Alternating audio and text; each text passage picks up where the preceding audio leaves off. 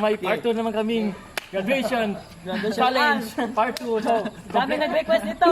Part 2 namin. So, kompleto na kami ngayon. Ang pagbabalik! Ang pagbabalik ni Daikit. With special guest, si Paolo. Si Maite! Special So, time! tara. Mag-guess na tayo. 1, 2, 3, go! So, ito na! Tara na!